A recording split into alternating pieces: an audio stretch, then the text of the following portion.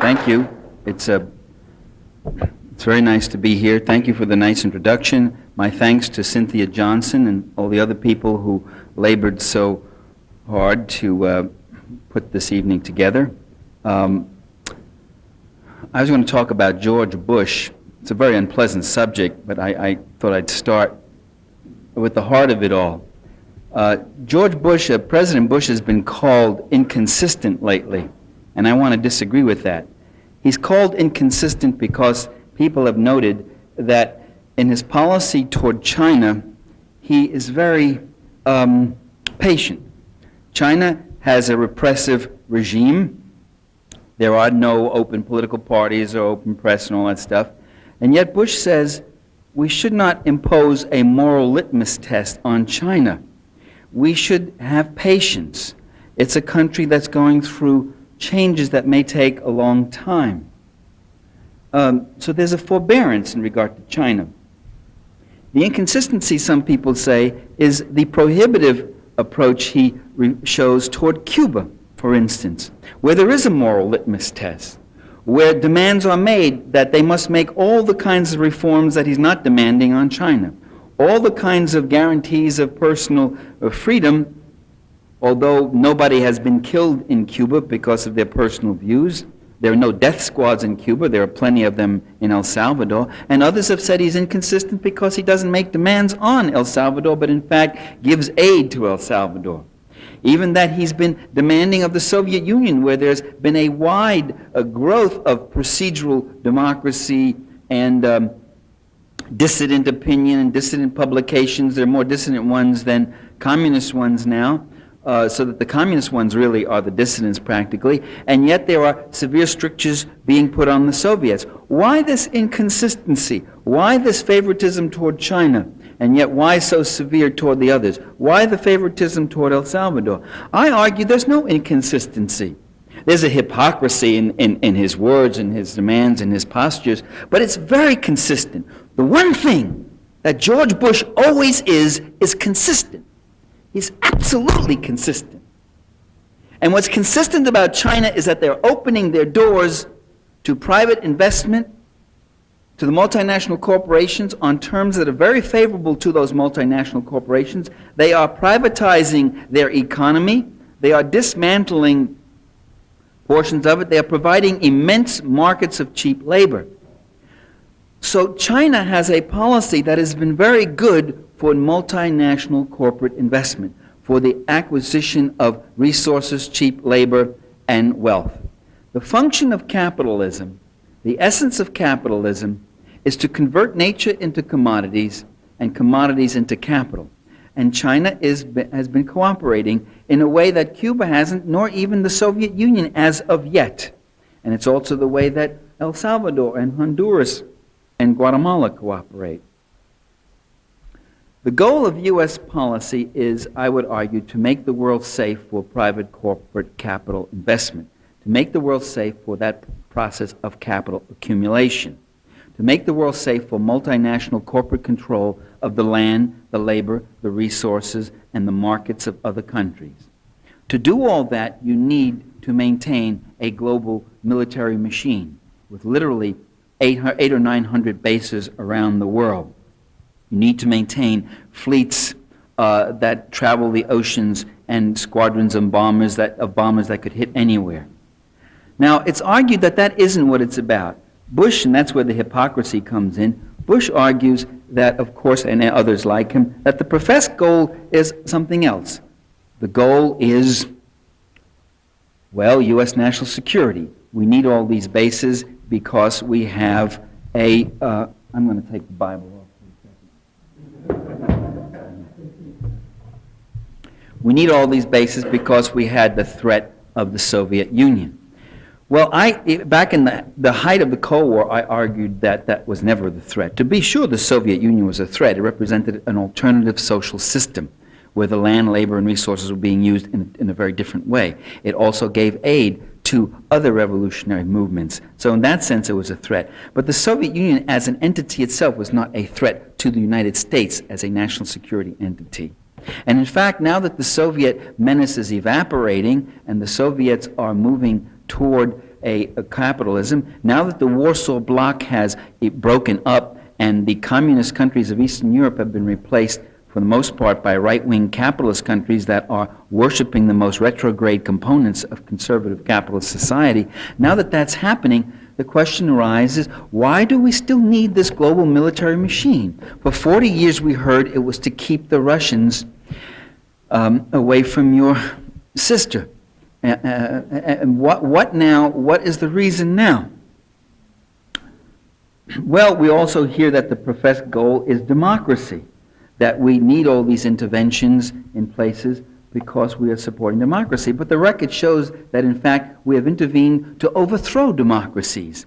Goulart in Brazil, Allende in Chile, Arbenz in Guatemala, Sukarno in Indonesia, Mossadegh in Iran, and you can name a number of others, the Greek democracy in the late 60s. And what these different governments had in common, different governments, different leaders, different languages, different cultures, different politics, and all, what they all had in common is that they were using political democracy to affect economic democracy. And in affecting economic democracy, they were transmitting some portion of the gross national income away from those who control the wealth of the nation to those who work to create the wealth of the nation. If you look at Allende's Chile, you'll find in the 2 brief, brave years that Allende was in power, the gross national income had shifted some 10% or so away from the people who live off interest and dividends and toward the people who live off wages and salaries. And the goal and the function of Bush's policy is not to defend democracy, but in fact to smash those various democracies when they begin to cut into that system of privilege, power, and wealth and capital accumulation. Whether the country is a communist country, whether it's a Marxist-Leninist country, or a populist nationalist coalition, or just a rather conservative nationalist country like Iraq was, the thing is, when those leaders start using some portion of the wealth of that country to do things, frittering it away, wasting it on things like school books and water treatment facilities and clean drinking water and health clinics for people, when they use the money that way, that's just so much less money that's going to Exxon and Chase Manhattan and Mobil and Chevron and General Dynamics and General Motors and General Electric and all the other generals. And that's the question. So the goal is to make the world safe for the people in column A against the people in column B. All of humanity is divided into column A and column B. In column A are those people who live off their investments. They live on dividends. They live on the interest on bonds and securities. They live on rents. They live on land and mineral royalties that they earn. They live on a variety of other things like that, the appreciation on speculative investments and so forth and so on. Column B is made up, which I suspect is heavily overrepresented in this room right now. Column B is made up of the people who live principally off their, principally you might have a little CD which gets $500 interest, whatever, but it's not enough to live on. We live off wages, salaries, and pensions and things like that. In Democracy for the Few, I have a line where I say, the trick to getting rich is not to work hard, but to get others to work hard for you. And then I got a little snot letter from a student out on the West Coast saying, Dear Dr. Parenti, on page such and such, and he quotes this. I could see him snickering with his fraternity friends as he wrote the letter and saying, I think that's very good advice as to how to get rich, and I would like to get rich. Do you have any further advice as to how I can exploit others and get them to work hard for me so that I could get rich? And he signed it. You know, I've decided I'm not going to debate these people anymore. I write serious letters, I give serious responses. But to this letter, his name was Ted something, so I just wrote on it and I said, Dear Teddy, some asshole sent me this letter and signed your name to it. And I folded it and sent it back to him. Which I don't think is the response he was expecting. But that's a big thing. Now, they don't go out and say, they know you're not going to wave your flag and wrap yourself in yellow ribbons if we say, make the world safe for ITT. and Exxon. So they say, we stop aggression, we've got to save democracy, free Kuwait. I thought this was a fascinating phrase, free Kuwait, you know. I was reminded of what Gandhi once said. Remember when Gandhi stood there and saw the Western colonizers come in and plunder and pilfer and impoverish his country? And then they said to him, Mr. Gandhi, what do you think of Western civilization? He said, it would be a good idea. And I thought, free Kuwait, free Kuwait. It would be a good idea to get rid of the Amar and all that. But reality shows us something different. There was no fighting for democracy, and the Bill Moyer special just the other night had a clip of Bush saying, we're fighting for democracy, we're fighting for democracy, in that dynamic, powerful way he has of talking, and we're fighting hard for it. There are death squads in Kuwait, there are kangaroo courts, there are people being rounded up, Palestinians, Iraqis, Kuwaitis. The U.S. government to this day and the State Department has not done a thing to get in touch with democratic Kuwaiti forces and representatives of the democratic Kuwaiti forces, has ignored them, has given them no encouragement, which is a dangerous thing to do anyway, as the Kurds learn. So it wasn't to save democracy, it isn't for national security, it is to keep the world safe for the column A people. And that process, whereby the dominant interests in one country expropriate the land and labor and natural resources and markets of another country, that process has a name. You can never talk about it. You cannot talk about that process, even though it is the most powerful force in the history of the world over the last 500 years. It has shaped the map of the world. It has led to untold numbers of wars and conflicts and murders and atrocities. That process is called imperialism.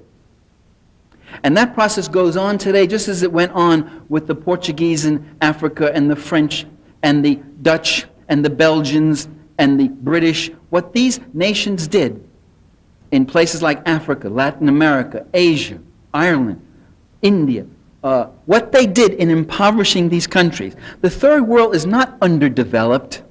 It's overexploited. It's been impoverished and plundered to an incredible degree. The tin, the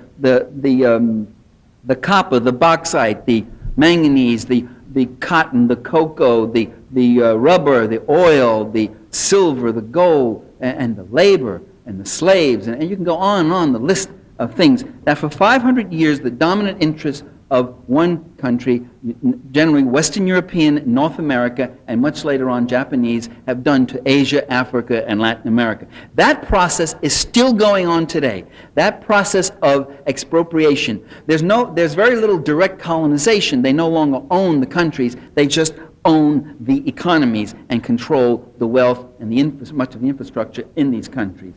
And when a nationalist leader arises, when a leader comes up, be he a Noriega or a Gaddafi or a Saddam Hussein, whatever else he may do, and he may not be a saint, he may have committed any number of crimes of his own, when he has the temerity to begin to interfere with things like the price structure of oil, whatever else, to defend his interests and maximize his income at the expense of the multinationals or at the expense of whatever, it doesn't have to be oil, it could be any other thing, then he must be done away with. Even if it's a little tiny country like Grenada.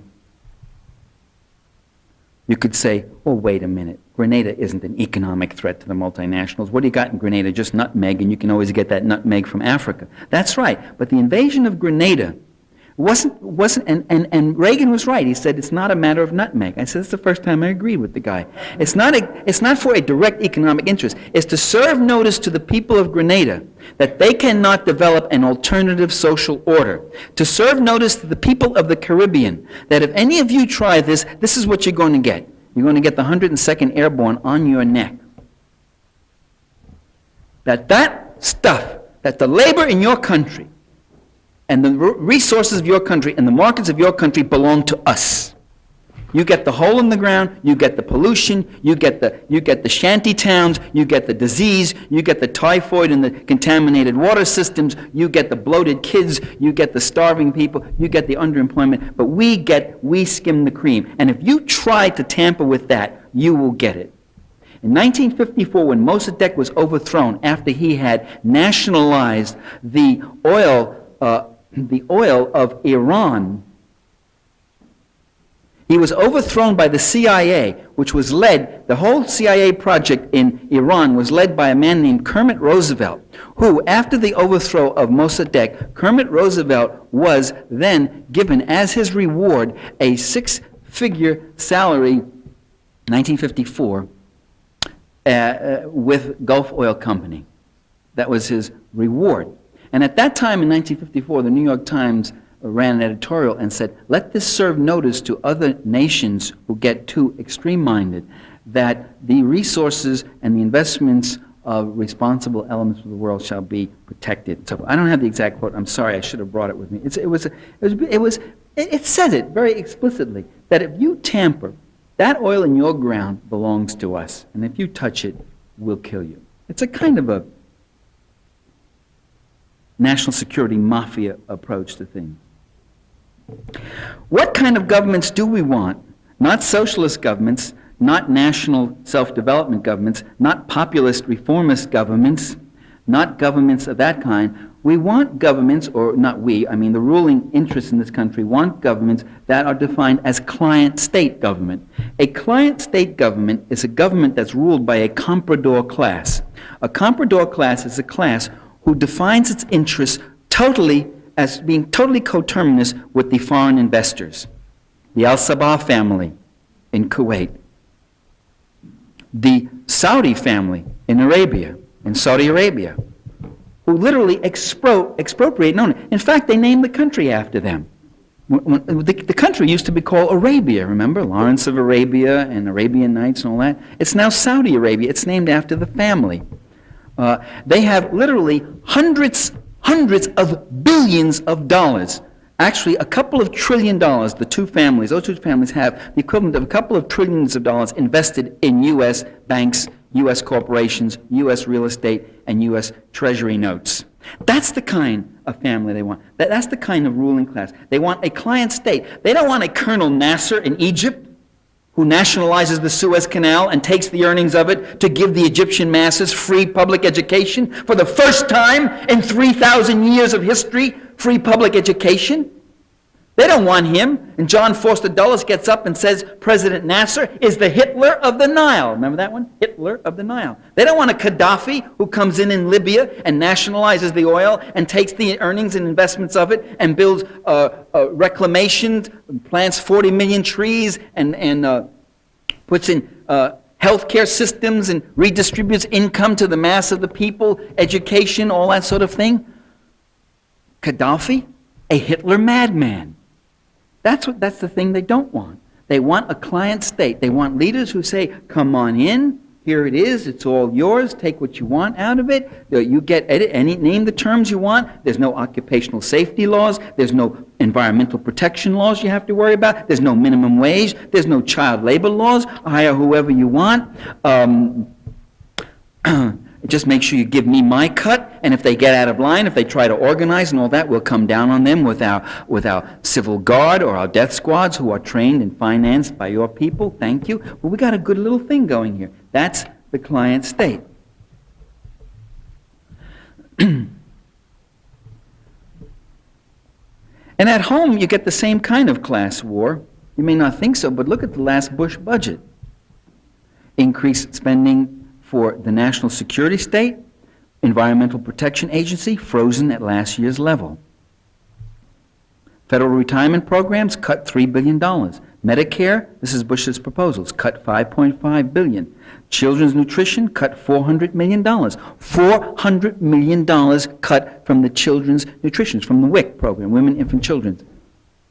Well, Peter Jennings the other night, a little flash, a little flicker every so often. I remember what C. Wright Mills once said, that in the face of such control and such propaganda and such deception, a simple fact sometimes seems like a radical thrust. And Peter Jennings said, there are 12 million children who live in extreme want in America.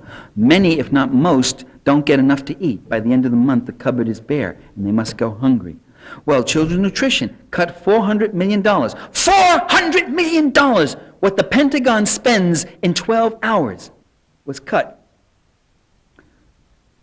Funds for clean water treatment facilities cut 18%. Mass transit funding cut almost 20%. This is Bush's proposal. This is what he's offering the country here. That's taking away from the people in column B so that it can be spent for the people in column A.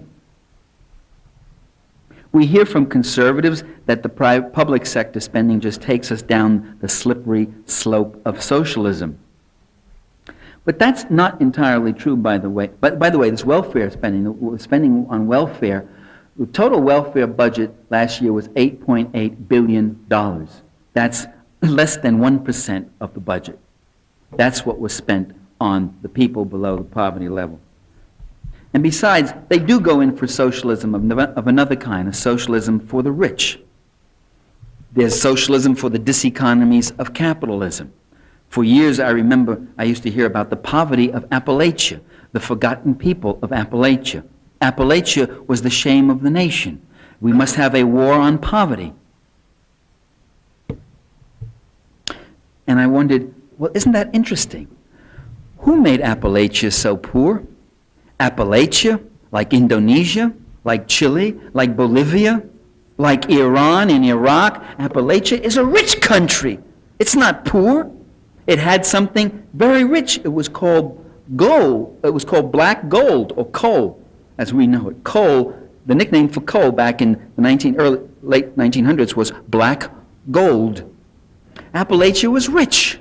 Ask the Rockefellers and the Mellons and the Morgans. They made a mint out of Appalachia. Only the people are poor. Now, how did that happen? They plundered the area, exploited the people, and leave them. And when we see the poverty, then the problem is socialized. The public will have to pay. And I wondered, why don't the multinational corporations who did all that, why don't they pay? Socialism for environmental devastation. We hear it again. We see CEOs get up there, corporation heads, and say, well, if the public wants to clean up the pollution, it's okay, but the public's going to have to pay for it. We can't do it. We're not big enough. They're just big enough to create the pollution. They're not big enough to pay for it. So they get socialist. Public spending. Let the public do it. The diseconomies are always put on the public. They privatize prosperous industries. They privatize efficient money-making industries. And they put onto the public the ones that are failing and have been milked. That's what they did with the whole railroad system. They made it socialist. After the railroad profiteers had plundered and whatever else, they built Amtrak and all the other things, Conrail, and subsidized it with hundreds of millions of dollars in U.S. funds, billions of dollars in U.S. funds, and now that it's running and it's working again, they're privatizing, they're reprivatizing it and giving it back to the rich. So there's a lot of socialism. There's socialism from Jesse Helms, the little fascist senator from North Carolina. You know Jesse Helms. Tobacco subsidies. One of the most heavily subsidized products in America is tobacco. And Jesse Helms gets up on the Senate floor and he says, this is not a matter of a subsidy. These are human beings we're talking about. Human beings. You see?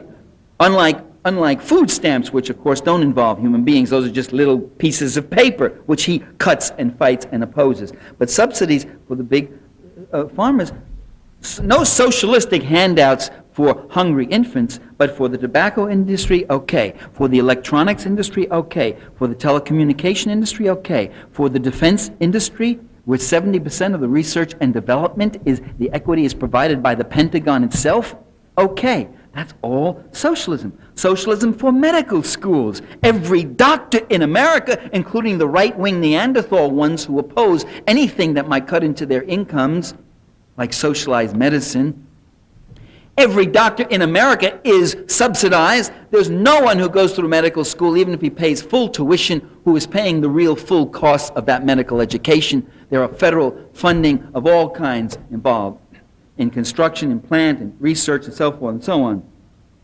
Funding that's given by tax-paying poor who then cannot even afford to go see the doctors whose taxes have helped get those guys through college.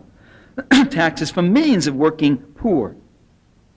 There's even socialism to finance the transition from socialism to capitalism in Eastern Europe. The U.S. Enterprise Fund that was put up, that was taken from the public funds, from the taxpayers of America to to help subsidize the privatization of industries in Eastern Europe. So conservatives say they're against government. They say government can't solve the problems. It is the problem. But that's only in the area of human services. That's only in the areas where that might come and cut in on their prerogatives and their powers. They want lots of government when it's the FBI, when it's police state surveillance, when it's militarism and the like. They preach the gospel of free market. But you see, the truth of the matter is, we tried all that. Everything they talk about today, what we need is no regulations. What we need is a free market really operating. First of all, let's make two things clear. One is there's never been in history any society that's run purely on free market standards. There always have to be regulations and protections of some kind. If you really did pure laissez-faire capitalism, you would tear the society apart. But we had a very close approximation to it. We've done that. And the right that keeps arguing and fighting to get back to it, forget that we had it. It was called 1890. And 1890 gave us child labor. It gave us typhoid in our cities, typhoid epidemics in Philadelphia, Chicago. It gave us contaminated food. It gave us widespread poverty and unemployment. It gave us environmental devastation. It gave us no pensions or minimum wage protections. It gave us regressive tax systems. And that's the model that they're trying to move back to. The goal of right-wing conservatism, conservative capitalism in this country is the third world. It's a third world goal. It's a goal where labor unions will be broken. It's a goal where the capital accumulation process will be increased. It's a goal where capitalism will work better and more successfully. Remember that. We often say capitalism is successful. Look at Austria, or look at West Germany, or look at the Benelux countries, or look at Sweden or whatever else, or the US or Canada. But those are countries where capitalism isn't working all that successfully. As a social order, it's less oppressed and less miserable. But if you want to see where capitalism really works successfully, you've got to go to Guatemala. You've got to go to Indonesia. You've got to go to the Philippines. And that's where you'll see it working. Just as I said, the client state, where the rate of accumulation is 200% and 300% higher than it is in a country like Sweden, where 80% of the people are in unions and there's a whole health system, and they cut in on profits and they tax the rich heavily and all that sort of thing. So capitalism is most successful where it is doing the thing it is meant to do, which is to accumulate, to amass wealth in order to invest, to amass still more wealth. And that rate of accumulation is much higher in the third world, where you have something close to the free market ideal. I say to students who argue for the free market, I say, would you get on an airliner that is run purely on a free market system? How would you do that? Would you fly on an airline that's run free market? I said, first of all, where would you land? All the airports are socialist. You say, what? They're a little shocked. Yes, all the airports are publicly owned, publicly regulated, with air traffic controls and all that. How else could it work? A purely free market airline, wouldn't that be something? You'd have more choice. You could fly maintenance or non-maintenance. You could see United going, yeah, I'll get in ahead of Delta. We'll get there first, folks. Would you really want that sort of crazy thing?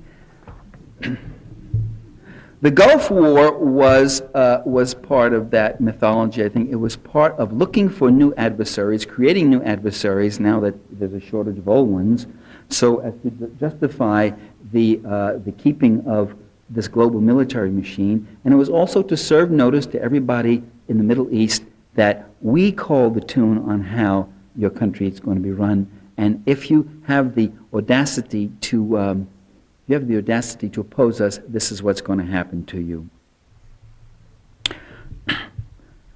In short, I'd say the Gulf War had three major functions. It had a number of others too. One was to keep the open door for capital accumulation.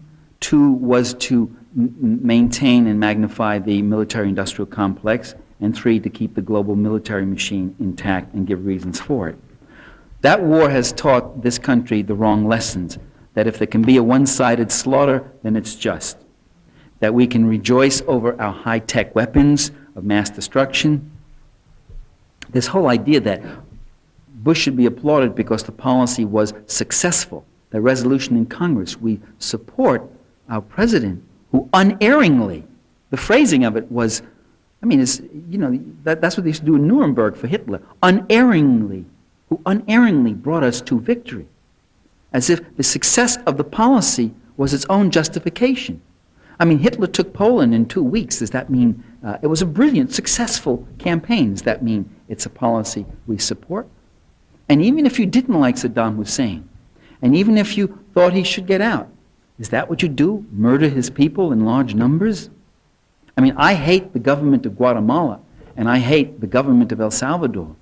But if someone said to me, okay, what we're going to do is carpet bomb Guatemala City, and carpet bomb San Salvador, and kill 20 or 30,000 people, and we'll dislodge the government, I would oppose that with full vigor, because it's not to make war against the people. If you really want to help in El Salvador, what you do is cut off the murderous aid to that army in El Salvador and give direct aid to the democratic forces of El Salvador. And that would be the way to help it.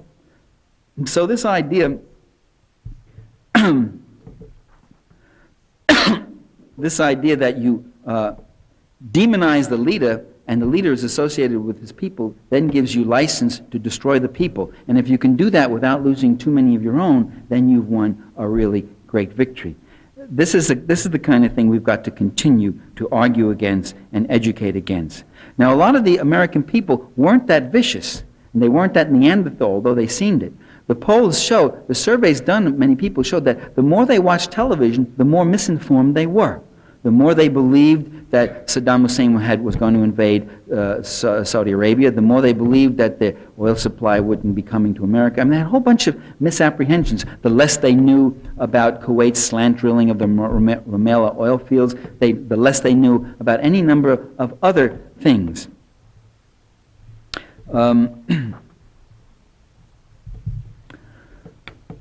Another function that the war had was to activate the popularity of the leader.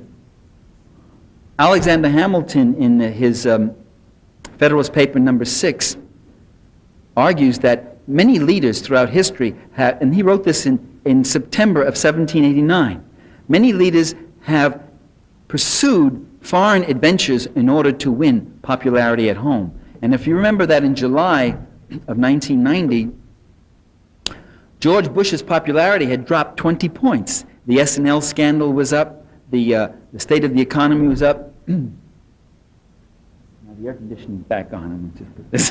Excuse me. I've been writing a book on how the U.S. got into the Spanish-American War, and I found some stunning parallels. If you ask everybody, they all give you the same line. Well, we got into that war in 1898, where the U.S. went in, if the average American is as illiterate about history as the kids coming out of school today. Let me just give you a little background. In 1898, the U.S. told Spain to get out of Cuba and started a war with Spain when Spain was willing to negotiate everything to not have war, to give every concession to the U.S., even give autonomy to Cuba just to save face. And the U.S. pushed and pushed and pushed a war which Spain did not want to fight and was willing to give on everything. And the first battle was not fought in Cuba to save and liberate the brave Cuban people. It was fought in the Philippines to take the Philippines, and then Guam and Puerto Rico, and then Cuba. And at that time, you had a very interesting thing. The story given out all the time is that it was William Randolph Hearst and Joseph Pulitzer who, with their yellow press, sensationalist press, went out there and whipped up a hysteria among the people, and the people forced a willing and unwilling President McKinley into fighting Spain. Well, I found studies in the U.S. Navy Department written in June of 1896, 2 years before the hysteria was supposed to reach its peak. Written in fact, by a man who was chief of naval operations and later became executive officer of the battleship Maine that went to the harbor in Maine. which called and designated the scenario as to how the war with Cuba, how the war with Spain would come. We would make these demands, we would then send troops to the Philippines, we would then make contact with insurgents and so forth, step by step by step, which is exactly what McKinley did. And I discovered something else, that the people of the United States were not clamoring for war in the 1890s, that in fact all through from 1893 on, they were clamoring for something else, which was jobs and bread. There had been a devastating depression. There was Coxey's army marching on Washington, millions of unemployed and desperate poor marching through towns and villages and winning the cheers of the people as they passed, many of whom joined them. There were farmers fighting pitched battles against the railroad cartels. There were massive strikes going on. There was child labor. There was all sorts of misery. There was strife of all kinds. And there were any number of people. A Virginia senator who said, what this country needs is a good war to take its mind off all these festering problems. One shot across the bow of a Spanish ship will knock the pus out of the anarchistic, socialistic, populistic boil that defaces our political surface. That's almost a near quote. And repeated quotes like that. Fitzhugh Lee, who was the U.S. consul in Havana, writing to President McKinley and saying, what we need is a war to take the American people's minds off their imaginary ills. Their imaginary ills. Fitzhugh Lee, the Dan Quayle of his day. Fitzhugh Lee, a member of the Southern aristocracy, a former Confederate general, a former slaveholder, the nephew of Robert E. Lee. For that guy, that child labor and poverty and misery, they were the American imaginary ills, you see. And then I came across a populist by the name of Tom Watson, a Georgia populist who led challenges against both the Republican and Democratic parties, and in fact got elected governor, and in fact got elected senator once. And when the Spanish War came, he said, the Spanish War finished us. The blare of the bugle drowned the voice of the reformer. That in fact, once the war begins, you don't necessarily turn opinion that way, but you monopolize opinion visibility, and you hype it up in that sense. And the people who are for the war come forward with ever renewed vigor. And many of the other people are concerned about the welfare of the troops and all that, and they too, that peculiar definition of patriotism which equates it with murder and militarism, they too come forward. But Watson had this to say as that war was going on. And that this is 100 years ago in 1898. He wrote as follows. Who gets the benefit of the war? The bond seekers, the capitalists, the railroads. National bankers will profit by this war. The new bonds give them the basis for new banks, and their power is prolonged. The privileged classes all profit by this war. It takes the attention of the people off economic issues and perpetuates the unjust system they have put upon us. Politicians profit by the war. It buries issues they dare not meet. What do the people get out of this war? The fighting and the taxes. Watson goes on. What is the United States doing in this war with Spain in the first place? True, Spain is oppressing Cuba, but so is England oppressing Ireland, Egypt, and India. France is oppressing Siam and Madagascar. Turkey is oppressing Armenia. Should we then take up arms against the oppressors of the world? We would more likely end by becoming oppressors ourselves. The Spaniards and Cubans were bushwhacking one another and killing from 3 to 5 men at a battle. We have gone down there and killed more people in 3 months than they would have killed in 13 years. If they were starving before, who feeds them now? What are we going to get out of this war as a nation? Endless troubles, complications, expense? Republics cannot go into the conquering business and remain republics. Militarism leads to military domination, military despotism. Imperialism smooths the way for the emperor. And as we know, in every president, right, there's an emperor that's just dying to get out. That was me, not Watson, who said that last bit. Well, George Santayana years ago said, and it's always quoted like it's biblical, and it's the unvarnished truth, he said that those who don't learn from history are doomed to repeat it. I don't believe that for a moment. I don't believe it in regard to our leaders. If they keep repeating history, it's not because they haven't learned the lessons, it's because they learned all too well. If the imperialists of today resemble the imperialists of yesterday in their violence and their hypocrisy and their murder and their ruthlessness, it's not because they didn't know about the other cases, it's because they learned what works and what they have to do to defend the people in column A. What we have to do, if you feel discouraged about it, if you feel